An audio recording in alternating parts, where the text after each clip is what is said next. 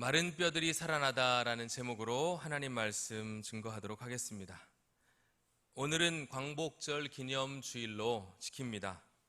올해는 우리나라가 해방된 지 75주년이 되는 해입니다. 우리나라에 광복의 기쁨을 주시고 지금까지 큰 복과 은혜로 인도하여 주심에 감사합니다. 이런 감사의 마음을 담아 우리 하나님께 영광의 박수를 한번 올려드렸으면 좋겠습니다.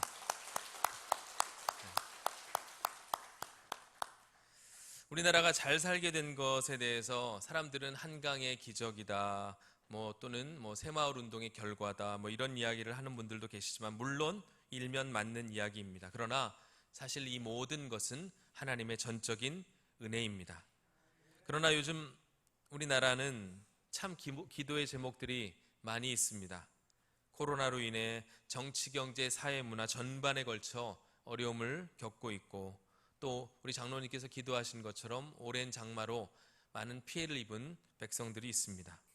영적으로도 심각한 위기를 직면하고 있습니다. 교회가 어려움을 겪고 있고 모여서 예배하는 일이 어렵다 보니 우리의 신앙인들의 신앙생활이 매우 어려워졌습니다. 모든 것이 조속히 안정될 수 있기를 바라고, 무엇보다 이 시기를 지나면서 교회가 더욱 하나님 앞에 바로 서고 갱신되고 믿음은 더욱 견고해지는 은혜가 있기를 소망합니다. 속히 정치 안정, 고용 안정, 청년 실업과 같은 문제도 해결되고, 무엇보다 복음으로 평화적 남북 통일이 이루어지기를 힘쓰고 기도하는 그 일에 우리 교회가 중심으로 쓰임받기를 소원합니다. 오늘 함께 살펴볼 말씀은 바로 에스겔서입니다. 이 에스겔 선지자가 활동했던 당시가 우리나라 일제 강점기와 비슷한 것 같습니다. 이미 북이스라엘은 아수르에 멸망당한 지 오래되었습니다. 남유다는 끊임없이 그 당시 열강들에 의해서 침략과 공격을 받기 일쑤입니다. 결국 새롭게 등장한 신흥강호인 바벨론에 의해 1차, 2차 공격을 받게 되었고, 많은 사람들이 그때 포로로 잡혀가게 됩니다. 에스겔 선지자와 같은 하나님의 사람들이 그 당시 많이 잡혀가게 되었습니다.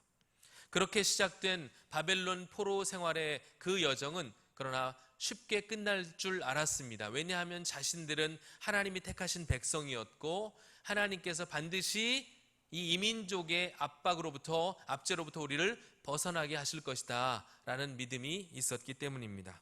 그런데 이게 무슨 일입니까? BC 586년 바벨론 3차 공격에 의해 이스라엘이 완전히 멸망당하게 되었습니다. 바벨론으로 끌려가 먼 타국에서 이스라엘의 회복을 고대하던 그 백성들은 너무나 참담했습니다. 절망에 빠지게 되었습니다.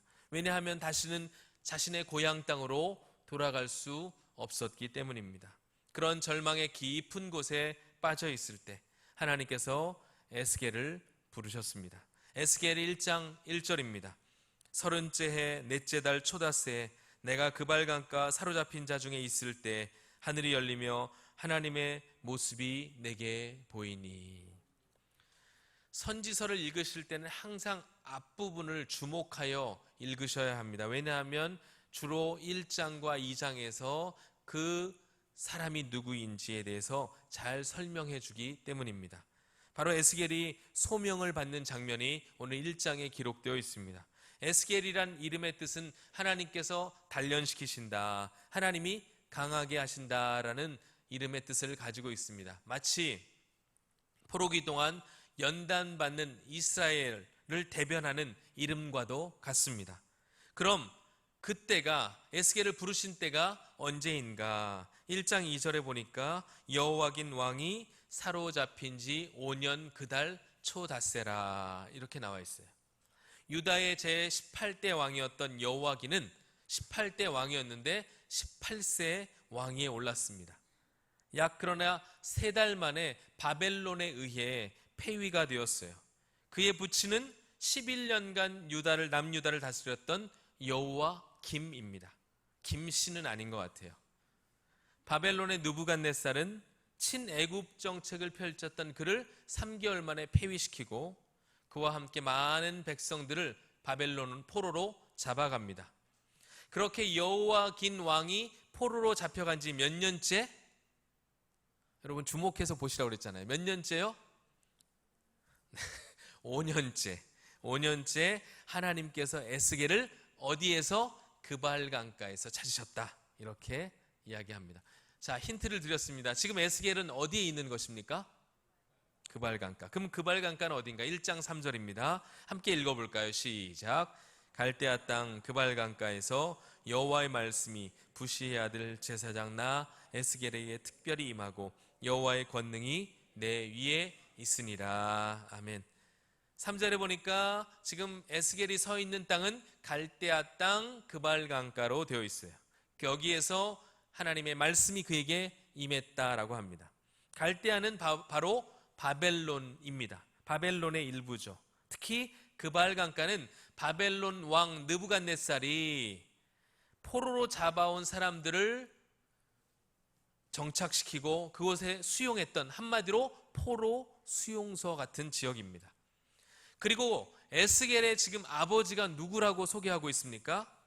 자신의 아버지를 부시, 미국 대통령 부시가 아니에요. 부시의 아들로 자신을 제사장이라고 소개하고 있습니다. 한마디로 제사장 집안에서 태어나 제사장으로 섬기다가 어찌어찌 하다가 바벨론에 지금 잡혀온 상황이다. 이렇게 자신을 이야기하고 있는 것입니다. 참고로 이스라엘의 포로로 잡혀가 바벨론에서 활동했던 선지자가 3명인데 바로 에스겔, 다니엘, 오바댜입니다. 이 3명이 포로로 잡혀간 이스라엘을 위해 사역했던 하나님의 선지자들이었습니다. 그러니까 지금 에스겔 1장 1절부터 3절까지는 에스겔의 프로필에 대해서 이야기하고 있습니다. 소명을 받은 시점은 언제인지, 자신의 신앙적 배경은 무엇인지 그거에 대해서 이야기를 하고 있습니다. 제가 담임 목회를 준비하면서 이력서를 쓰려다 보니까 다들 모든 교회에서 자기소개서를 쓰는데 반드시 이 내용을 기입하라고 하더라고요. 목회 소명, 부르심은 언제 받았는지, 그리고 집안의 배경은 무엇인지, 그리고 면접 때 반드시 집안 배경, 부모님이 신앙생활을 하시는지를 여쭈시더라고요. 저에 대해서 우리 장로님들은 면접을 하셨기 때문에 아시겠지만 우리 다른 분들은 저를 면접을 하진 않으셨잖아요. 그래서 제가 어떤 사람인지 잘 모르시기 때문에 잠시 저의 프로필을 이야기하겠습니다. 에스겔 프로필 대신해서 제가 잠시 이야기하겠습니다. 저희 양가 부모님은 다 평신도십니다. 아버지 어머니는 통합축교회 장로 권사님이시고 장인 장모님은 우리 합동축교회 집사 권사님이십니다. 늘 양가 부모님이 기도해 주시는 것이 저에게는 기쁨이요 자랑이었는데, 담임 목사를 지원할 때 처음으로 부모님이 평신도인 게 조금은 아쉽다라는 생각을 했습니다. 우리 교단의 목사님이었으면 훨씬 더 좋았을 텐데 조금은 길이 넓지 않았을까 하는 그런 인간적인 마음에서였습니다.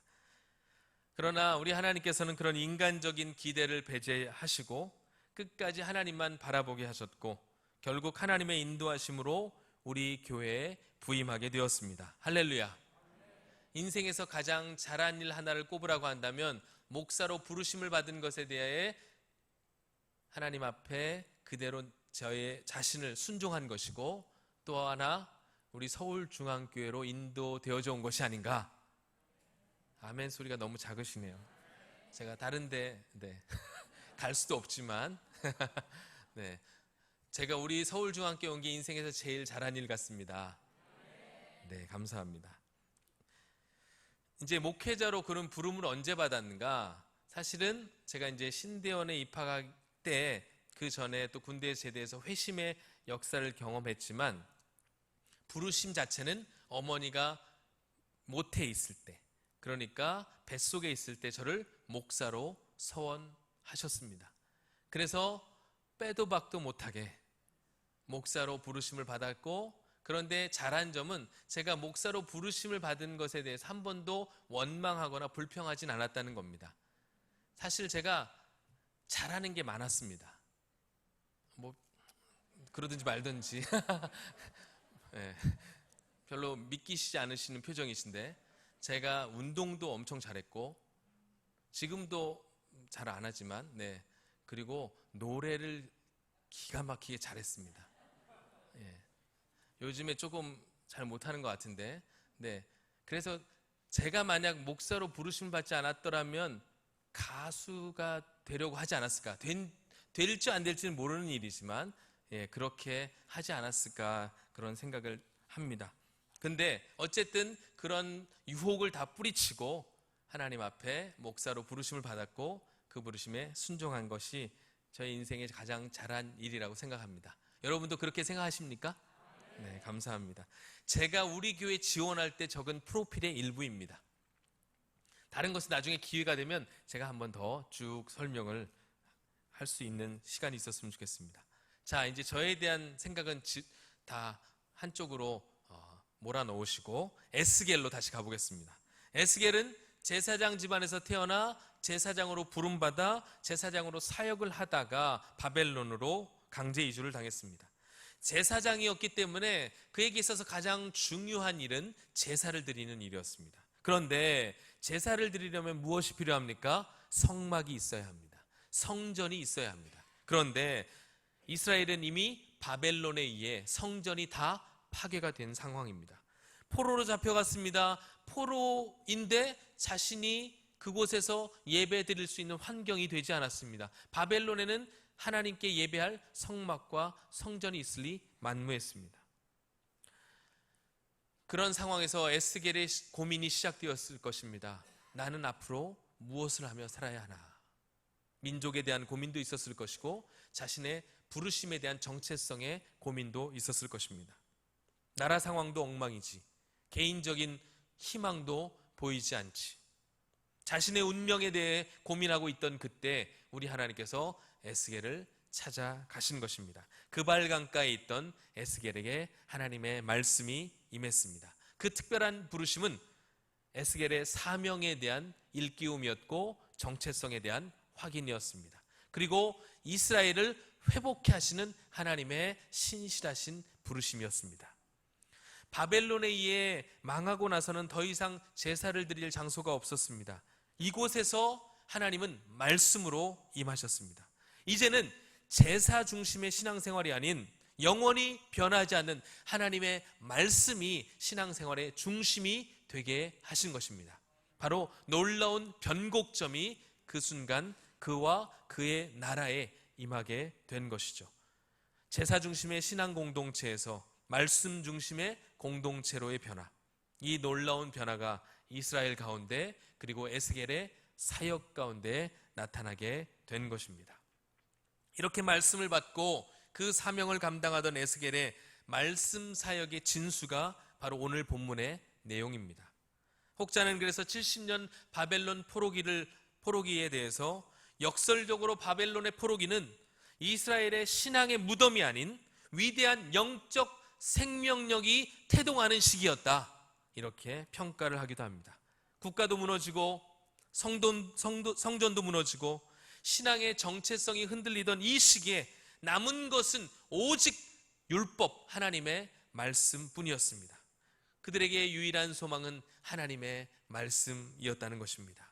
그렇게 포로 시기는 이스라엘에게 있어서 새로운 역사를 준비하는 태동기였다고 말할 수 있습니다. 그렇다면 저는 오늘 동일한 어려움은 아니지만 여전히 여러 가지 어려움 가운데 있는 우리에게도 하나님은 다른 것이 대안이 아닌 오직 하나님의 말씀만이 우리의 대안임을 가르쳐 주시고자 이 어려움을 허락하신 것이 아닌가 생각해 봅니다. 항상 어려울 때는 기본으로 돌아가라고 합니다.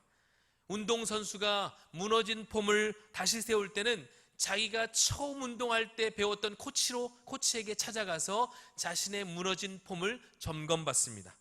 시험이 얼마 남지 않은 수험생일수록 선생님들은 그 수험생들에게 이렇게 이야기합니다. 기본 개념을 똑바로 챙겨라. 기본 개념을 잘 정리해라. 하나님의 은혜와 복을 받은 우리이지만 너무 겉멋이 들어있습니다. 외형적인 모습에 많이 치우친 것 같습니다. 다시 기본을 회복해야 합니다. 말씀으로 돌아가야 합니다. 이 말씀만이 이 상황을 해결할 수 있는 유일한 해결책임을 믿습니다. 이 은혜가 저와 여러분에게 임해야 한다는 것입니다. 말씀의 공동체로의 변화, 바로 이것이 이스라엘에게 주신 놀라운 변화의 시작이었습니다. 말씀을 붙잡을 때 회복의 역사가 일어나게 된다는 것입니다. 37장 1절 2절입니다. 여호와께서 권능으로 내게 임재하시고 그의 영으로 나를 데리고 가서 골짜기 가운데 두셨는데 거기 뼈가 가득하더라. 나를 그 뼈 사방으로 지나가게 하시고로 본즉 그 골짜기 지면에 뼈가 심이 많고 아주 말랐더라. 지금 하나님께서 에스겔에게 환상을 보여주시는데 어떤 장면을 보여주십니까? 골짜기에 마른 뼈가 있는데 그 뼈가 가득한 상황. 이것은 많은 사람들이 죽어서 그 시신조차 수습이 되지 않는 상황을 말합니다. 그러니까 사방에 뼈들이 흩어져 있고 가만 보니까 그 뼈도 심이 말라 있는 상태. 뼈가 말라 있다는 것은 그만큼 매장되지 못한 채 오랫동안 방치되어 있었음을 의미하는 것이죠. 가만 보면 신명기서에 하나님을 떠났을 때 일어날 그 예언의 말씀이 신명기 28장에 기록되어 있는데 바로 그 예언의 성취였습니다. 성취되지 말아야 할 예언이 성취된 것입니다. 28장 신명기 28장 25절 26절입니다. 여호와께서 내 적군 앞에서 너를 패하게 하시리니 내가 그들을 치러 한 길로 나가서 그들 앞에서 7길로 도망할 것이며 내가 또 땅의 모든 나라 중에 흩어지고 내 시체가 공중의 모든 새와 땅의 짐승들의 밥이 될 것이나 그것들을 쫓아줄 자가 없을 것이며.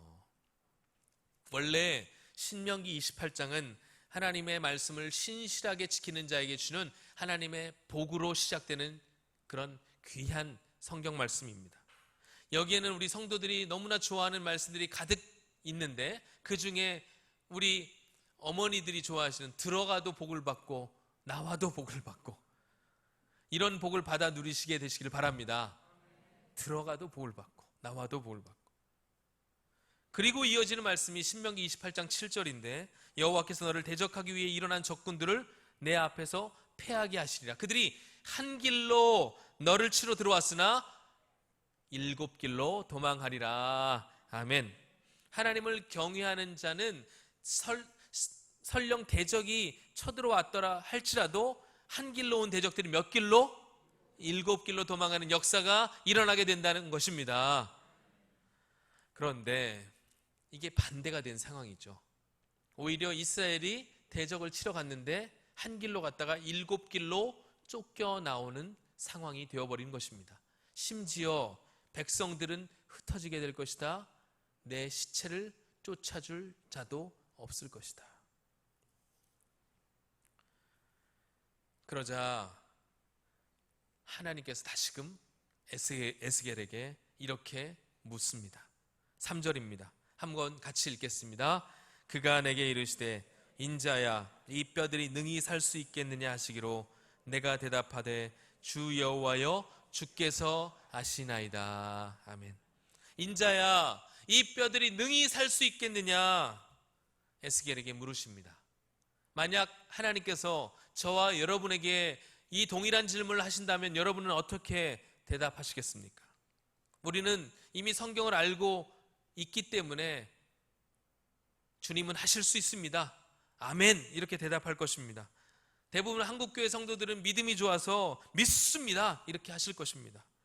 그런데 이 상황을 좀 더 객관적이고 이성적인 시각으로 바라본다면 감히 그렇게 말할 수가 없는 상황입니다. 2절 후반부에 뼈가 있는데 그 마른 뼈가 심히 말랐더라. 이 상황은 비유이죠. 절망 중 절망이라는 것입니다. 그러니까 에스겔도 쉽게 대답할 수는 없었던 것 같습니다. 그러나 그때 에스겔이 이렇게 대답을 하죠. 주 여호와여 주께서 아시나이다. 한번 같이 우리 읽어보겠습니다. 시작. 아멘. 이 대답을 제가 읽으면서 한 사람이 생각이 났습니다. 바로 베드로입니다. 부활하신 주님이 베드로를 찾아가셔서 이렇게 물으셨습니다. 네가 나를 사랑하느냐? 그러자 이렇게 대답합니다. 네 주님, 제가 주님 사랑하는 거 주님이 잘 아십니다. 그리고 이후에 예수님께서 두 번 더 물으십니다. 그러자 마지막에 베드로가 어떻게 대답을 합니까? 요한복음 21장 17절 말씀 같이 읽겠습니다. 세 번째 이르시되 요한의 아들 시몬아 내가 나를 사랑하느냐 하시니 주께서 세 번째 내가 나를 사랑하느냐 하심으로 베드로가 근심하여 이르되 주님 모든 것을 아시오매 내가 주님을 사랑하는 줄을 주님께서 아시나이다. 예수께서 이르시되 내 양을 먹이라. 아멘.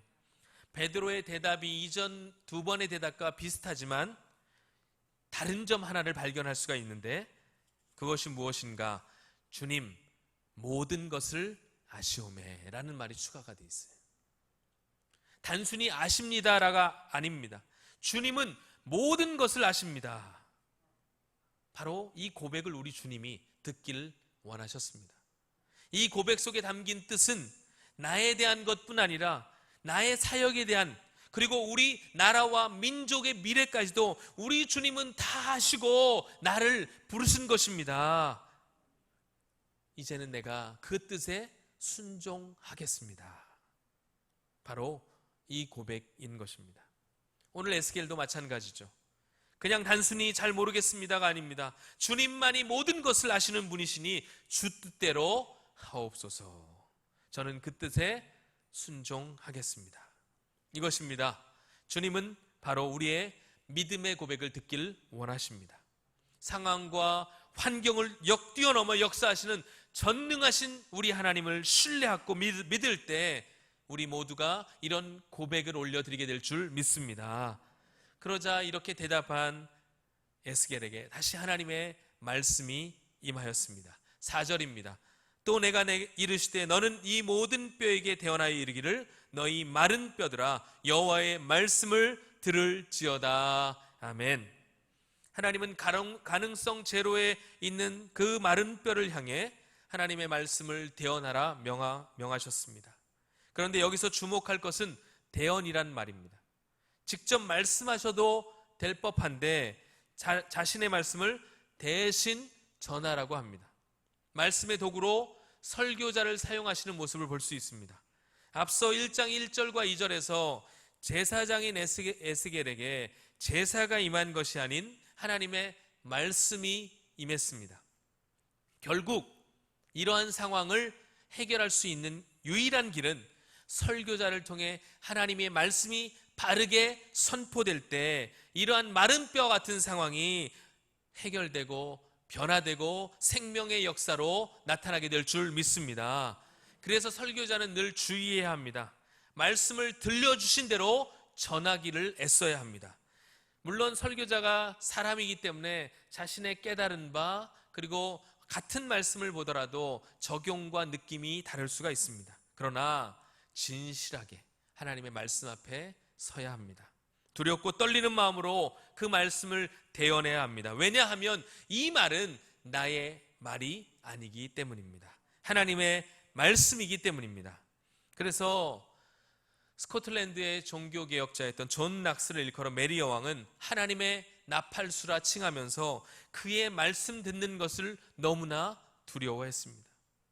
또한 메리 여왕의 특사였던 토마스 란돌프라는 사람은 한 사람의 목소리가 1시간 안에 귓전에 계속해서 때리는 500개의 나팔보다도 더 우리에게 생기를 불어넣을 수 있다, 이렇게 평가하기도 했습니다. 왜냐하면 이 말은 존 낙스의 입에서 나오는 말이지만 그 뒤에 하나님의 역사하심, 그의 말이 아닌 하나님의 말씀이었기 때문입니다. 저는 이 강단에서도 하나님의 말씀이 온전하게 선포되기를 소망합니다. 우리가 사는 길은 하나님의 말씀을 먹는 길밖에 없습니다. 하나님의 말씀을 받고 하나님의 말씀이 우리 가운데 역사할 때 우리가 살아나는 것입니다. 하나님은 아셨습니다. 이 마른 뼈들이 살아나기 위해서는 하나님의 말씀이 임해야 된다는 사실을. 말씀은 회복해 하시는 생명의 역사입니다. 그러자 에스겔이 하나님의 말씀을 대언하기 시작합니다. 5절 말씀입니다. 주 여호와께서 이 뼈들에게 이같이 말씀하시기를 내가 생기를 너희에게 들어가게 하리니 너희가 살아나리라. 아멘. 마른 뼈들에게 여호와의 말씀을 전한다고 해서 어떻게 마른 뼈들이 살아날 수 있습니까? 이미 그들에겐 들을 수 있는 귀가 없어져 버렸습니다.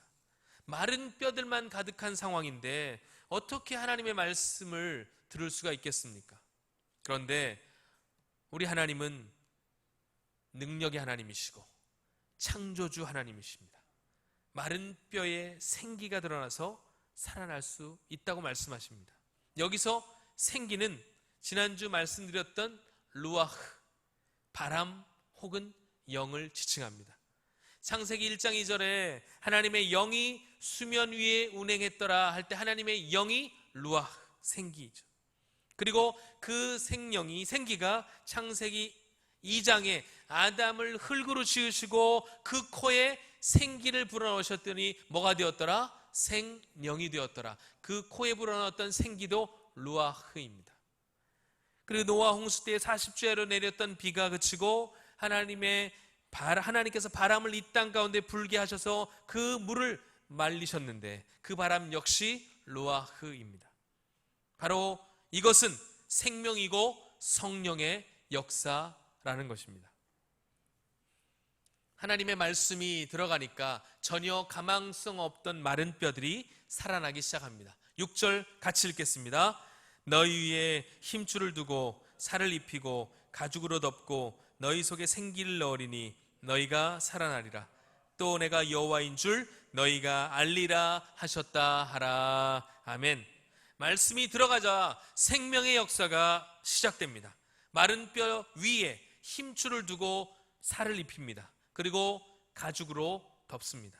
그런데 여기서 끝이 아니죠. 바로 그 속에 무엇을 넣으라고 하십니까? 생기를 넣어라.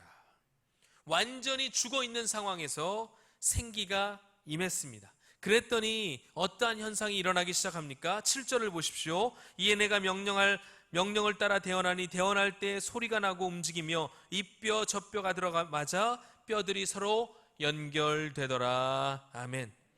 에스겔 선지자가 여호와의 말씀을 대언할 때 이 뼈 저 뼈가 들어맞아 서로 연결되기 시작한다고 말씀합니다. 그런데 여기에서 주목해야 할 것이 있습니다. 뼈들이 맞아 서로 연결되는 과정 속에 뭐가 들린다고 이야기합니까? 소리가 들립니다. 생기가 들어가고 하나님의 말씀의 역사가 시작되니까 그 죽음의 적막한 골짜기에서 소리가 들리기 시작하더라는 것입니다. 바로 생명의 역사가 일어나는 곳에서는 소리가 일어납니다. 그것은 바로 기도의 소리요, 찬양의 소리요, 회개의 소리입니다. 하나님을 찾는 자들에게서 나타나는 생명의 소리임을 믿습니다. 예수님께서 부활하신 후 그 예수님의 제자들이란 사실이 발각될까 봐 두려워 멀찌감치 도망가 있던 제자들을 찾아가십니다. 그 제자들을 찾아가셔서 첫 번째 하셨던 말씀이 무엇입니까? 너희에게 평강이 있을지어다. 그리고 아버지께서 나를 보내신 것처럼 내가 너희를 보내노라. 이렇게 말씀하십니다. 그리고 나서 예수님께서 어떠한 말씀을 하십니까? 이 말씀을 하시고 그들을 향하여 숨을 내쉬며 이르시되 성령을 받으라. 아멘. 예수님이 제자를 앞에 세워두시고 이렇게 하신 거예요. 이 제스처를 먼저 취하시고 성령을 받으라. 마치 하나님께서 아담을 흙으로 먼저 지으신 후에 그 코에 생기를 불어넣는 장면과 매우 비슷합니다. 요한은 의도적으로 이 이미지를 갖다 썼는데 바로 예수님의 하나님 되심을 증거하기 위함이었습니다. 창조의 능력, 그분은 바로 우리 하나님이시다. 그러면서 예수님께서 무엇을 받으라고 이야기합니까? 성령을 받으라. 물론 그 즉시 성령을 받는 것은 아니었습니다. 제자들이 언제 성령을 받았습니까? 예수님께서 승천하시고 마가의 다락방에 모여 있을 때 하나님의 성령이 그들에게 불같이 임하였습니다. 사도행전 2장 4절입니다. 그들이 다 성령의 충만함을 받고 성령이 말하게 하심을 따라 다른 언어들로 말하기를 시작하니라. 아멘. 6절입니다. 이 소리가 나매 큰 무리가 모여 각각 자기의 방언으로 제자들이 말하는 것을 듣고 소동하여. 하나님의 영인 성령의 역사가 나타나는 곳에 놀라운 소리가 들리기 시작하더라는 것입니다. 기도의 소리가 들리기 시작합니다. 이 기도의 역사가 우리 가운데도 나타나기를 소망합니다. 예수님의 제자들이 성령을 받아 각기 다른 언어, 방언이죠, 외국어로 말을 하기 시작했습니다. 외국어로 말을 하자 많은 사람들이 그 복음의 메시지를 들었습니다. 결국 그 말씀은 기도요, 하나님의 복음의 능력이었습니다. 성령의 역사가 충만한 자리에는 놀라운 생명의 소리가 나타난다는 것입니다. 죽음의 땅에서 살아있는 소리가 들리기 시작합니다. 생명의 소리입니다. 저는 우리 교회에도 이 생명의 소리가 끊이지 않기를 소망합니다. 계속해서 생명의 소리가, 생명의 역사가 나타나길 바랍니다. 우리가 살아서 우리의 영이 기뻐하며 기도하며 찬양하며 또 우리가 전하는 그 복음의 메시지가 능력이 있어서 죽어가는 영혼들을 향해 선포될 때 많은 사람들이 주님께로 돌아오는 구원의 역사가 우리 교회를 통해 나타나기를 소망합니다. 8절 9절입니다. 내가 또 보니 그 뼈에 힘줄이 생기고 살이 오르며 그 위에 가죽이 덮여나 그 속에 생기는 없더라. 또 내가 이르시되 인자야 너는 생기를 향하여 대언하라. 생기에게 대언하여 이르기를 주 여호와께서 이같이 말씀하시기를 생기야 사방에서부터 와서 이 죽음을 당한 자에게 불어서 살아나게 하라 하셨다 하라. 아멘. 뼈들이 살아나 움직이기 시작하지만 아직 생기가 없던 존재, 하나님은 에스겔 선지자로 하여금 생기를 향하여 대언하라 하십니다. 지금 뼈들이 이제 살아서 움직이는데, 자, 주목해 보십시오. 두 가지 공통점을 발견할 수가 있습니다. 하나는 생기가 들어나간다는 거예요. 생기가. 그럼 언제 생기가 들어가고 있습니까? 하나님의 말씀이 대언될 때, 하나님의 말씀이 선포될 때 생기가 들어가는 것입니다. 가만 보면 지금 이 에스겔서의 대언이라는 말이 참 많이 나오는데 7절에 2번, 9절에 2번, 10절에 1번. 결국 마른 뼈가 살아나기 위해서는 두 가지의 역사가 동시에 일어나야 한다는 것입니다. 말씀의 대언과 성령의 역사, 이 두 가지가 함께 일어날 때 생명의 역사가 일어나게 된다는 것입니다. 우리 교회에도 이 성령의 역사와 말씀의 역사로 인하여 부흥의 은혜가 있기를 소망합니다. 청교도 신학자인 리처드 십스 목사님은 이런 이야기를 하셨습니다. 성령은 성부와 성자에게서 나오는데 그 성부와 성자에게서 오신 성령이 우리를 성부와 성자에게로 인도하신다. 성령이 오셔야 비로소 우리는 성자 예수님을 알게 되고 성자를 통하여 우리는 성부 하나님을 알게 된다. 이게 성령론의 핵심입니다. 성령님은 성부와 성자에게서 나오시기에 성령을 받아야 성자가 누군지, 성부가 누구신지를 비로소 알게 된다는 것입니다.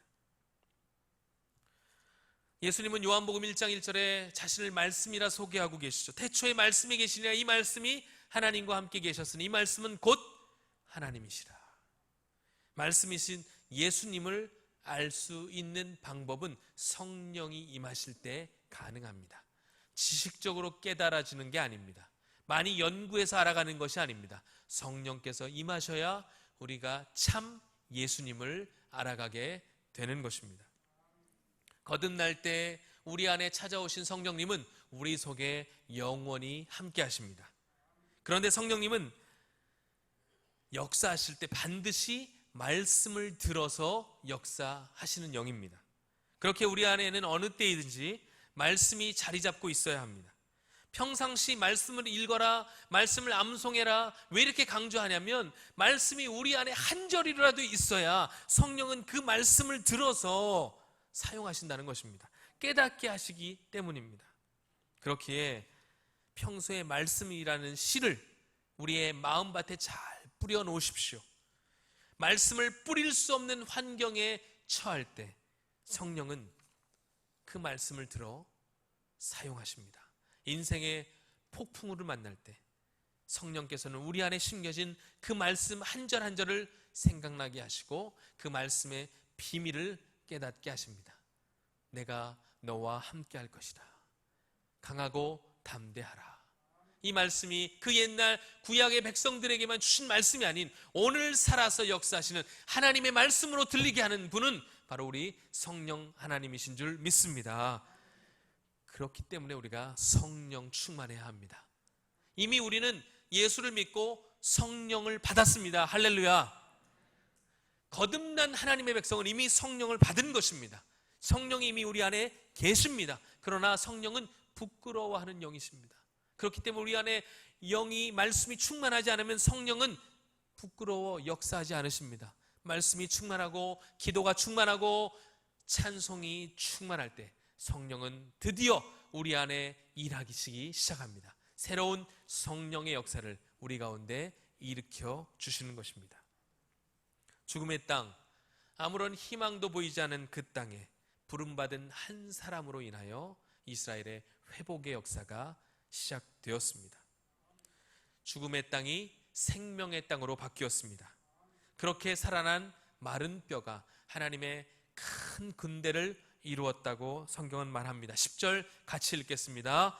이에 내가 그 명령대로 대언하였더니 생기가 그들에게 들어가매 그들이 곧 살아나서 일어나 서는데 극히 큰 군대더라. 아멘. 마른 뼈에 말씀이 임하자 그 뼈들이 살아나서 하나님의 큰 군대를 이루은 것입니다. 마하나임, 하나님의 군대, 성령의 충만한 군대가 그 땅 가운데 일어나게 되었습니다. 바로 이것이 회복이고 소망입니다. 말씀을 정리합니다. 에스겔 37장 말씀은 무너진 바벨론 공동체에서 말씀과 성령을 통해 새로운 이스라엘을 준비시키는 하나님의 새로운 역사입니다. 왜 이 시점에서 우리가 이 말씀을 보고 있습니까? 왜 우리에게 이 말씀을 주셨습니까? 이것이 또한 우리를 향한 하나님의 계획이요 우리의 비전이 되어야 하기 때문입니다. 지금은 비록 소망 없어 보이는 마른 뼈 같은 상황이라 할지라도 그러나 걱정하지 마십시오. 우리에게는 말씀이 있습니다. 또 우리와 함께 하시는 성령님이 계십니다. 그리고 말씀을 전하는 설교자가 있습니다. 그러므로 우리는 다시 회복될 수 있습니다. 살아날 수 있습니다. 하나님은 이미 우리나라 역사 가운데 이 일을 증명해 보이셨습니다. 일제강점기 암울했던 이 민족 가운데 주기철 목사님과 같은 하나님의 사람들을 통하여 말씀을 전하게 하셨고 놀라운 성령의 은혜를 입게 하셨습니다. 35년 속박에서 벗어나 아무 겁도 있는 황폐한 이 땅에 하나님의 군대를 세워주셨습니다. 요즘 코로나 상황이 좋아졌다 나빠졌다를 반복합니다. 처음 가졌던 인내의 한계가 다다르고 있습니다. 교회는 계속 질타와 조롱을 당하고 있습니다. 많은 사람들은 이제는 모르겠다 하며 나 몰라라 하고 있습니다. 성도들도 이 상황에 지쳐가고 있습니다. 마스크를 쓰고 예배드린다는 것이 얼마나 불편한 일인지 말라갑니다. 마스크를 쓰니까 또 졸려갑니다. 에어컨 끄면 여기 계신 분들은 거의 다 마른 뼈가 되실 거예요. 그러나 우리는 역사 속에서 미래에 행하실 일을 보아야 합니다. 하나님께서 반드시 회복시켜 주실 것입니다. 그리고 우리는 에스겔에 주신 이 비전을 가슴에 품고 기도해야 할 사명이 있습니다. 지치지 말고 붙잡아야 합니다. 그리고 이 비전을 우리 가슴에, 우리 영혼에, 우리 교회에, 우리 대한민국이 품고 기도해야 합니다.